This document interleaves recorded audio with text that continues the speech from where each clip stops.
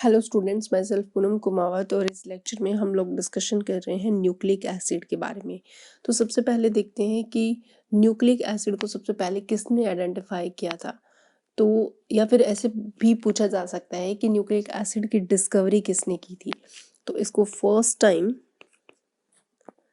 Identify किया था bye Friedrich Miescher. ठीक है, और कब? इन 1869 के अंदर। ठीक है, नेक्स्ट जो हमारे पास क्वेश्चन आता है वो ये है कि जो टर्म है बेसिकली उन्होंने जो टर्म यूज़ की थी न्यूक्लिक एसिड के लिए वो की थी न्यूक्लिन। ठीक है, तो फ्रेडरिक मिशर ने ही जो न्यूक्लिक एसिड के लिए टर्म यूज़ की थी वो टर्म थी न्यूक्लिन। ठीक है, और सबसे इंटरेस्टिंग चीज़ कि इसको फर्स्ट टाइम कहाँ आइडेंटिफाई किया था मिशर ने, तो न्यूक्लियस ऑफ पस सेल के अंदर इसको सबसे पहले आइडेंटिफाई किया था। न्यूक्लियस ऑफ पस सेल में इसको सबसे पहले आइडेंटिफाई किया था न्यूक्लिक एसिड को। तो अब हमारे पास नेक्स्ट क्वेश्चन आता है कि न्यूक्लिन को न्यूक्लिक एसिड यानी कि न्यूक्लिक एसिड टर्म जो है वो किसने दी थी।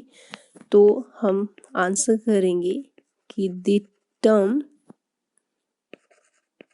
Nucleic acid was coined by Altmann. Altmann ने जो टर्म है वो न्यूक्लिक एसिड दी थी, यानी कि न्यूक्लिन को nucleic acid very first time Altmann ने बोला। अब हम देखते हैं न्यूक्लिक एसिड को कैसे डिफाइन किया जाएगा। तो न्यूक्लिक एसिड जो है इसको बेसिकली बोला जाता है कि it is a polymer of nucleotides, जो कि आपने क्लास 11th के अंदर बायोमोलिक्यूल चैप्टर के अंदर पढ़ा है। यानी कि न्यूक्लिक एसिड जो होते हैं वो पॉलीमर होते हैं,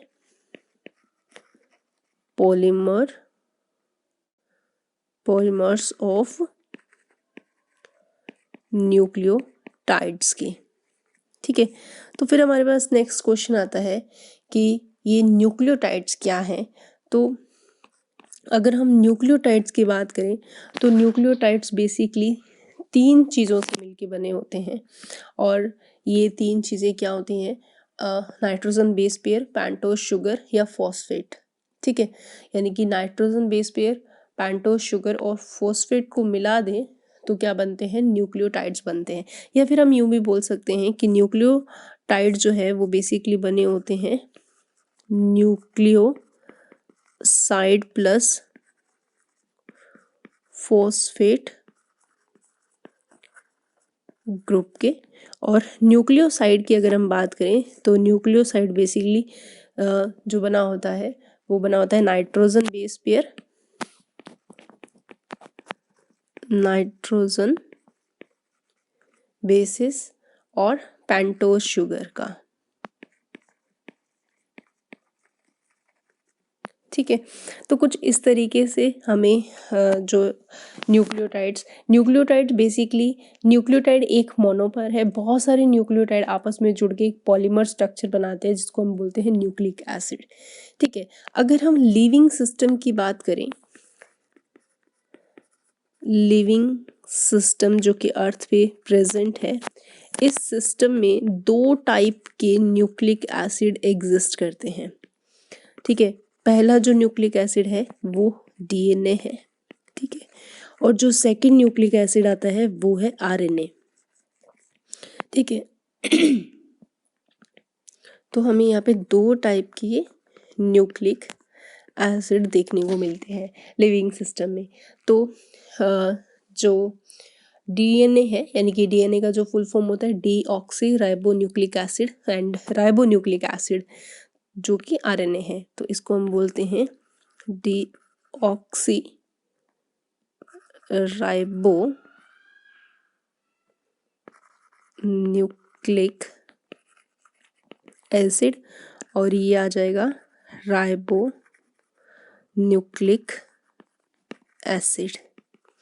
ठीक है, तो हम यहाँ देखते हैं कि मोस्टली ऑर्गेनिज्म जो है उनके अंदर डीएनए ही as a genetical material act करता है। तो हम बोल सकते हैं कि मोस्टली ऑर्गेनिजम्स के अंदर हम बात करें तो डीएनए जो होता है वो एक्ट्स करता है एज द जेनेटिकल मटेरियल। ठीक है, इन मोस्ट ऑफ ऑर्गेनिजम्स के अंदर। ठीक है, बट आरएनए भी कई बार as a genetical material act करता है इन सम वायरसेस। ऑल्दो हमें जो आरएनए है वो भी ऐसा ही कुछ करता हुआ दिखता है, एज ए जेनेटिकल इंफॉर्मेशन अपने पास रखता है, लेकिन वो सिर्फ वायरस के रिस्पेक्ट में हम देखते हैं, acts as a genetic material in some viruses. ठीक है, तो वैसे अगर आरएनए के मोस्टली जो हमें फंक्शन देखने को मिलता है वो मोस्टली फंक्शन करता है एज अ मैसेंजर के फॉर्म में। ठीक है, ये इसका मोस्टली फंक्शन है एज ए मैसेंजर के फॉर्म में, बट इसके अलावा ये एज ए अडप्टर भी फंक्शन करता है, इसके अलावा एज ए स्ट्रक्चरल भी, और सबसे इम्पॉर्टेंट चीज़ कि in some case RNA as a catalytic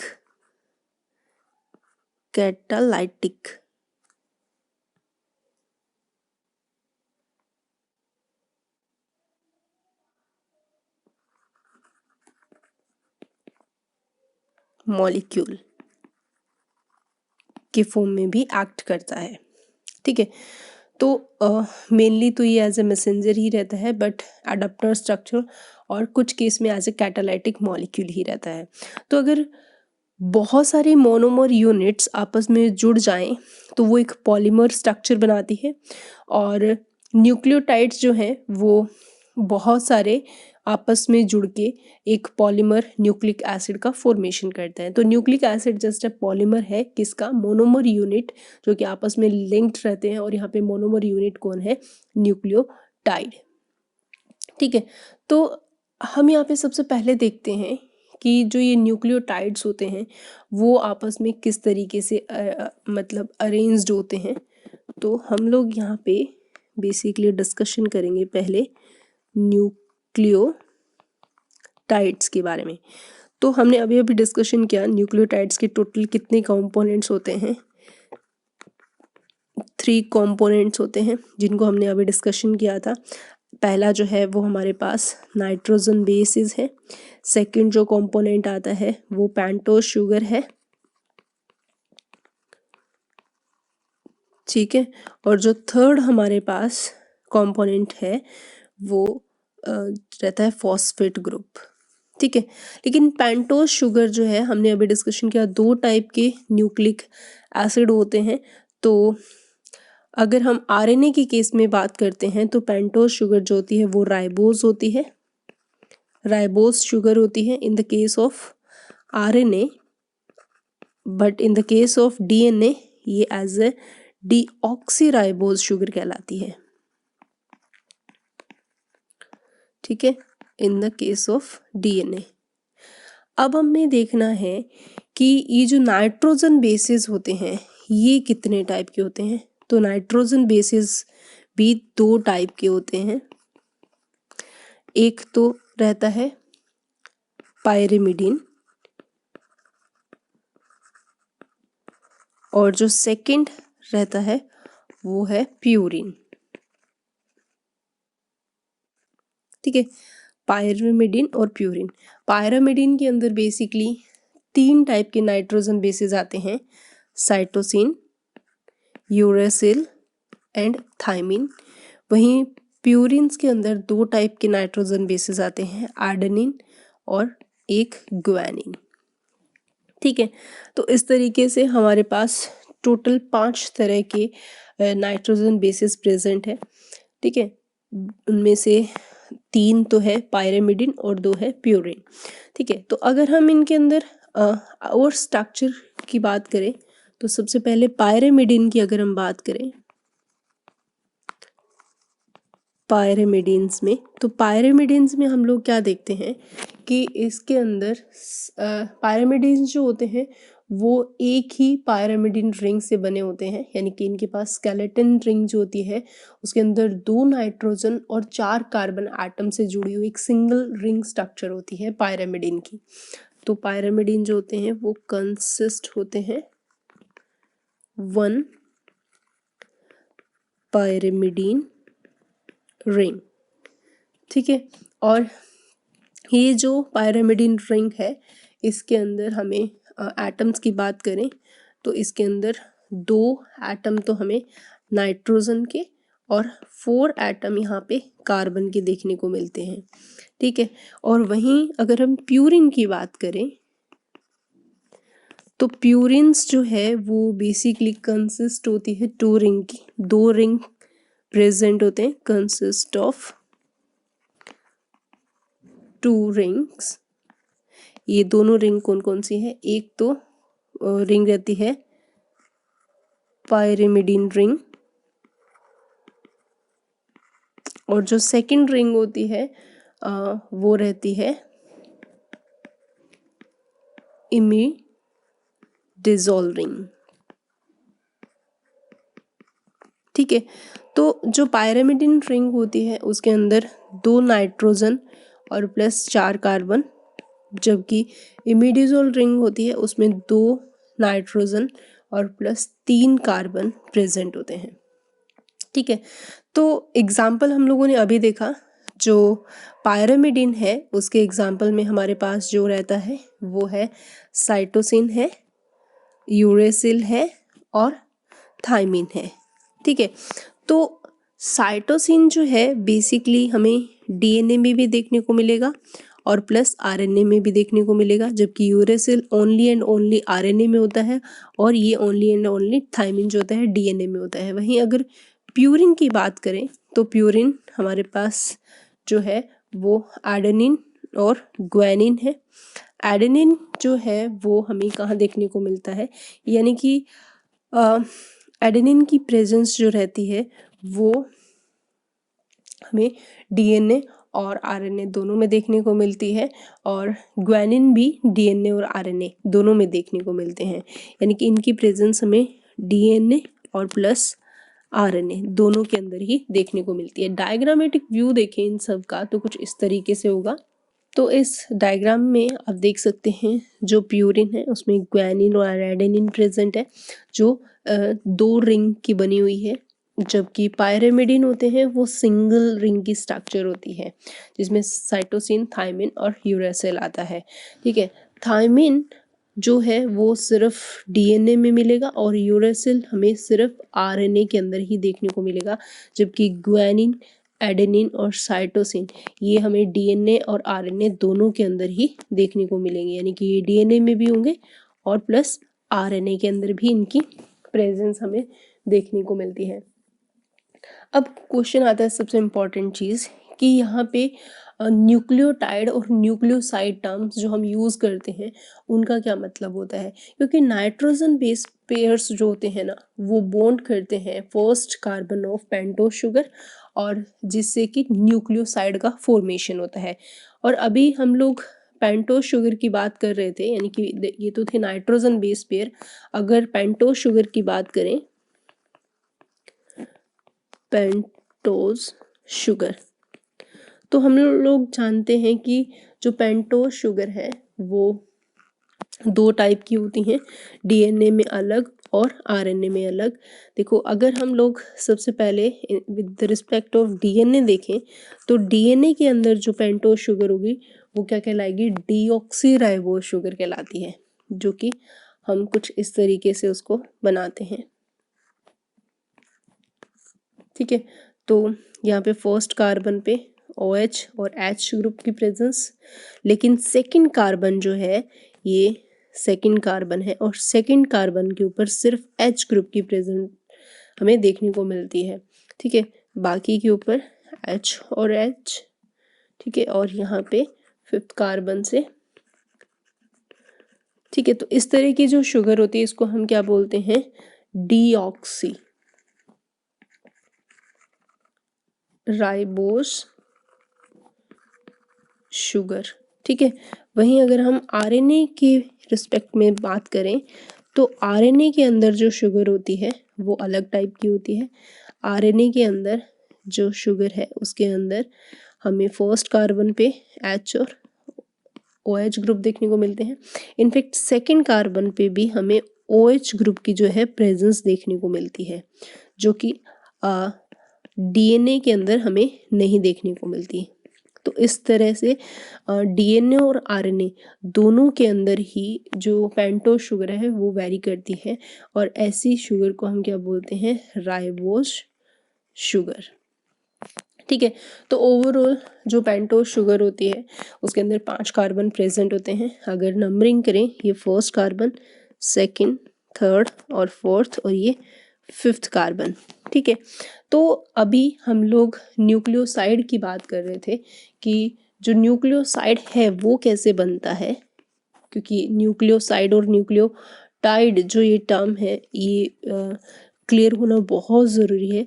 तो न्यूक्लियोसाइड के अंदर हम क्या करते हैं, नाइट्रोजन बेस पेयर जो होते हैं, नाइट्रोजन बेस जो होते हैं फॉर्म करते हैं एक बॉन्ड किसके साथ, with, that is a very important, first carbon के साथ, पहले कार्बन के साथ ऑफ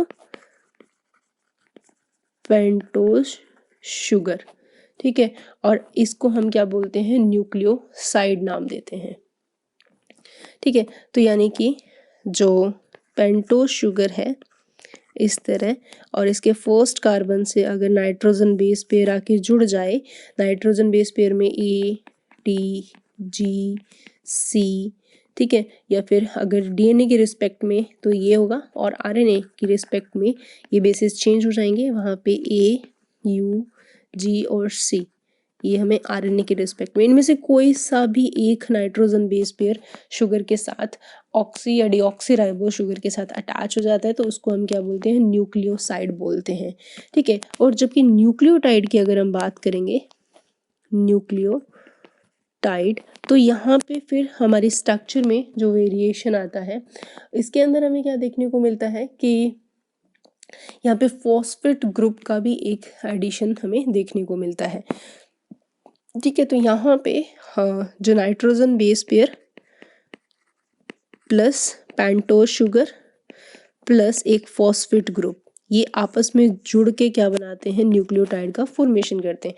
अगर हम बॉन्डिंग की बात करें यहाँ पे, तो बॉन्डिंग कुछ इस तरीके से होती है कि नाइट्रोजन का जो फर्स्ट प्लेस है, यानी कि फर्स्ट कार्बन के साथ जो है नाइट्रोजन बेस पेयर जो लिंक करता है वो बेसिकली कौन सा बॉन्ड होता है। अगर हम शुगर के साथ इसको डायग्रामेटिक देखें, और ये जो है हमने बनाया नाइट्रोजन बेस, तो यहाँ पे जो ये बॉन्ड प्रेजेंट है ये बॉन्ड होता है एन ग्लाइकोसिडिक बॉन्ड है, और वहीं फिफ्थ कार्बन पे जो फॉस्फेट आके अटैच होता है इसको हम बोलते हैं फोस्फोएस्टर बॉन्ड, फोस्फोएस्टर बॉन्ड।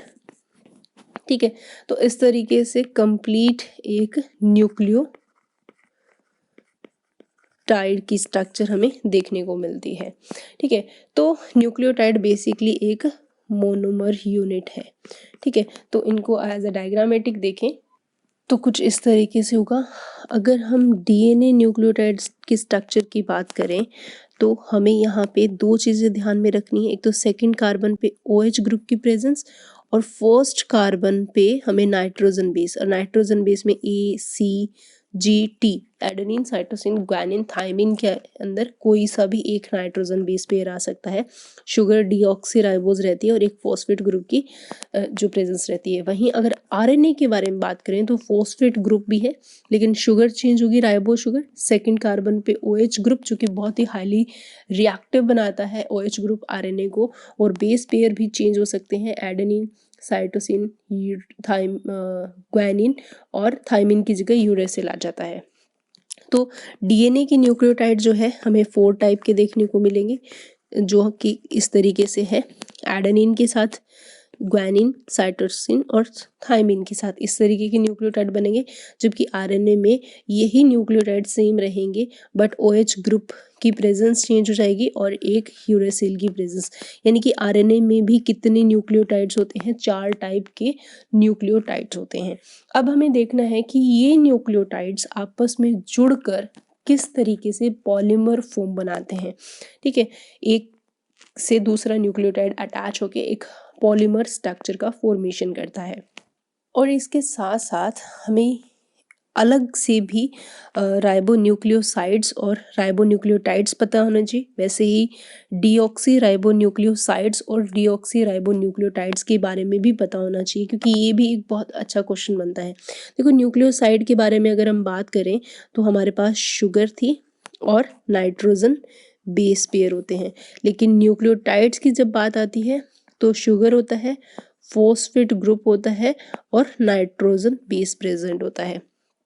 ठीक है, सिंप्लीफाई अगर बात करें इधर, तो ये जो न्यूक्लियोटाइड बन के आ रहा है वो किसके रिस्पेक्ट में, DNA के रिस्पेक्ट में आ रहा है, क्योंकि यहाँ पे सेकंड कार्बन पे H ग्रुप की प्रेजेंस है, हाइड्रोजन ग्रुप की प्रेजेंट है, और यहाँ पे जो ये न्यूक्लियोसाइड बन के आ रहा है वो RNA के रिस्पेक्ट में आ रहा है, क्योंकि यहाँ पे सेकंड कार्बन पे OH ग्रुप की प्रेजेंस है।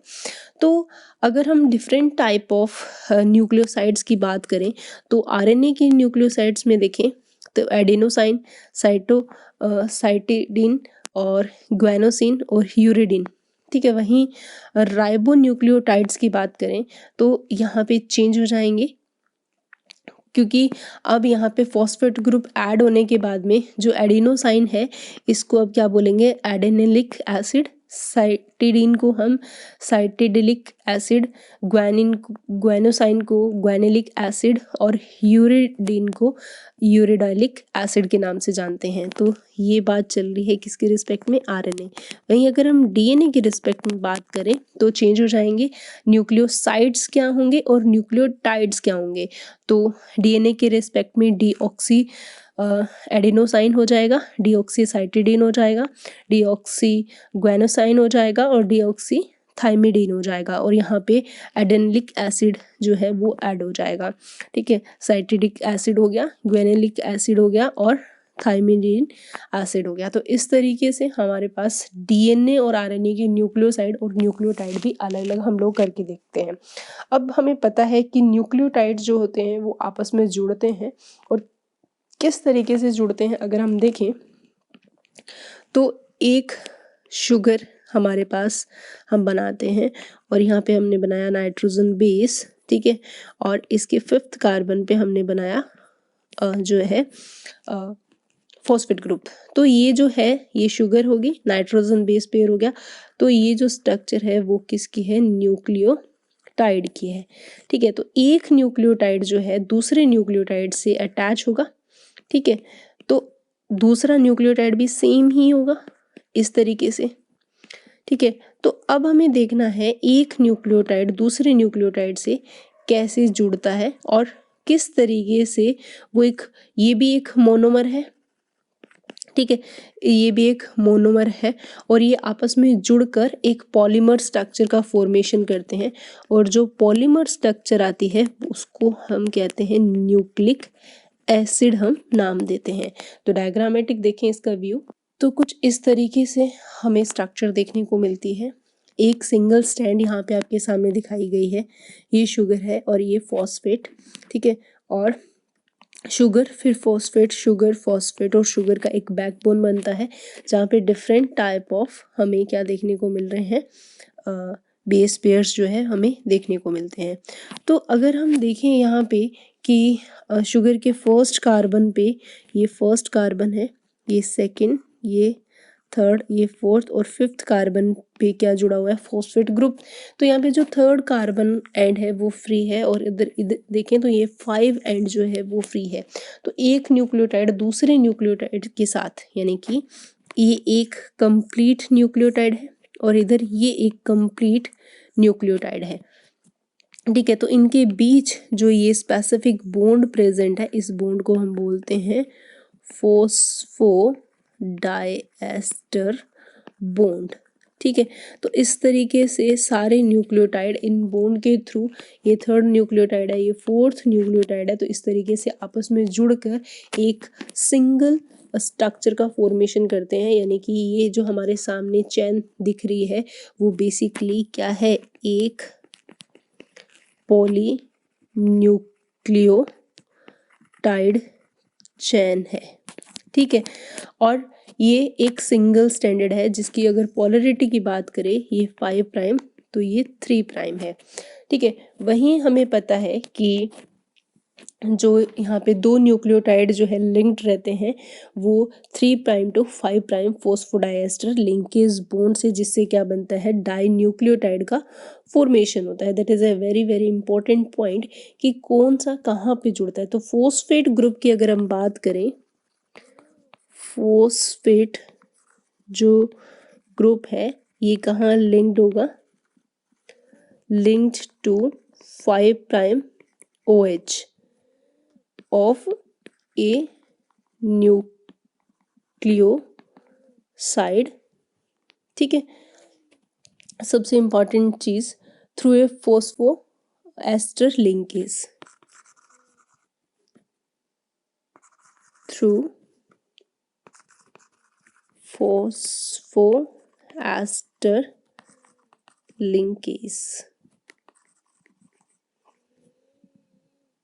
ठीक है। तो इस तरीके से हमारे सामने एक डीऑक्सी न्यूक्लियोटाइड का फॉर्मेशन हो जाता है, क्योंकि फॉस्फेट ग्रुप जो रहता है वो लिंक्ड होता है न्यूक्लियोसाइड, यानी कि न्यूक्लियोसाइड हमें पता है नाइट्रोजन बेस प्लस शुगर की बात चल रही है। तो यहाँ पे शुगर का जो फिफ्थ कार्बन है वहाँ पे फॉस्फोएस्टर बॉन्ड किस बॉन्ड के साथ, फॉस्फोएस्टर लिंकेज या बॉन्ड के साथ वो अटैच होता है। और अब जो हमारे पास स्ट्रक्चर आती है वो स्ट्रक्चर किसकी है, न्यूक्लियोटाइड की स्ट्रक्चर है, ठीक है।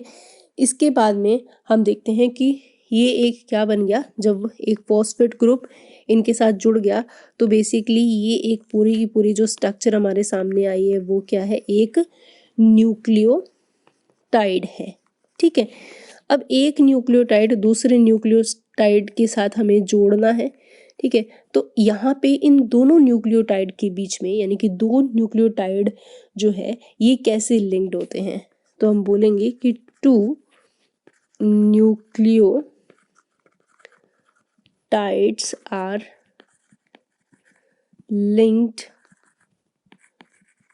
through 3 prime to 5 prime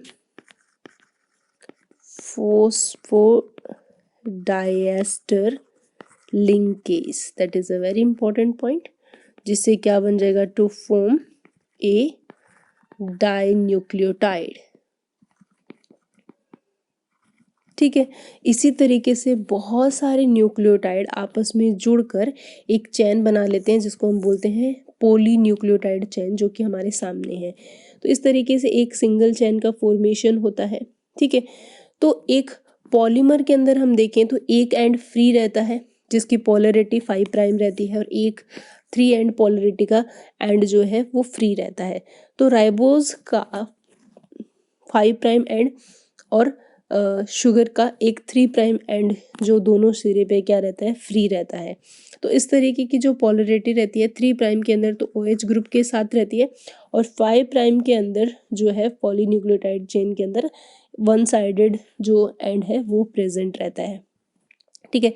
अगर बैकबोन की बात करें DNA की या फिर न्यूक्लिक एसिड की, बैकबोन बेसिकली फॉस्फेट और शुगर से ही बनी होती है, ठीक है। तो अगर पोलरिटी की बात रहती है तो पोलरिटी जो है वो चेंज रहती है दूसरी स्ट्रैंड के अंदर। अगर एक की 5 to 3 है तो दूसरे की 3 to 5 पोलरिटी रहती है।